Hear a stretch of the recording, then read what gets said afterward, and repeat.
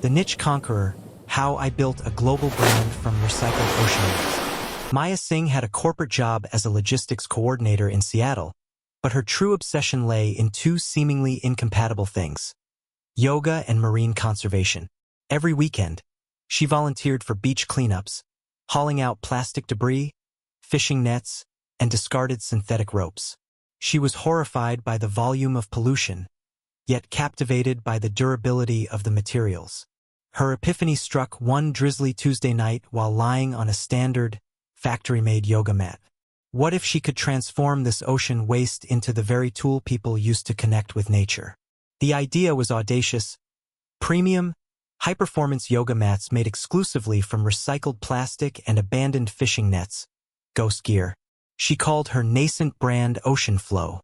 Maya knew her idea was a niche within a niche. The market for yoga mats was saturated, and the market for recycled goods was tricky. But she was convinced that the global consumer was hungry for authenticity and radical transparency in sustainability. She quit her logistics job, a terrifying leap of faith, and emptied her modest 401k to start.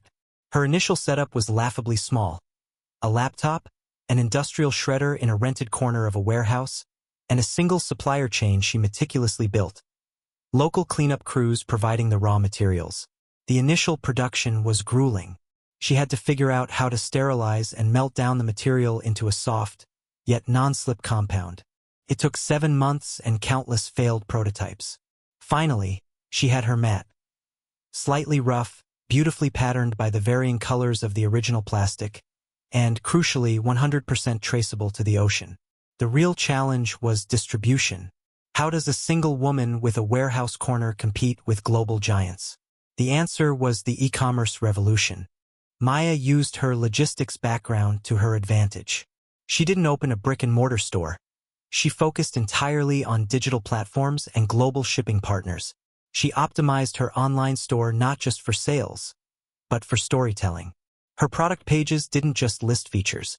They told the journey of the material: a picture of the fishing net being pulled from the sea, a GPS coordinate of the cleanup site. Her marketing budget was tiny, so she leveraged authentic content. She partnered with environmental activists and yoga instructors globally, sending them free mats in exchange for genuine reviews and stunning photos of the mats being used on beaches and mountaintops. The response was immediate. The story resonated globally. A yoga studio in Berlin placed a bulk order.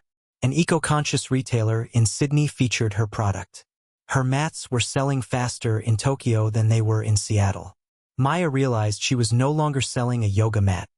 She was selling a purpose-driven artifact that allowed consumers to feel good about their purchase.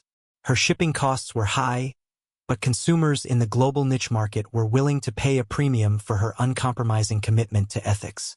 The ultimate test came when a major, established sporting goods company offered to buy her out and scale production by substituting a small percentage of her expensive ocean waste with cheap, new plastic. Maya refused. "The entire value of Ocean Flow is the purity of the mission," she told their representative.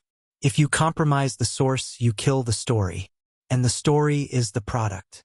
Within 5 years, operating primarily from that small warehouse corner, Maya's Ocean Flow was a multi-million-dollar global brand, outselling major competitors in key international markets. She had built a thriving, sustainable business that was also actively cleaning the planet.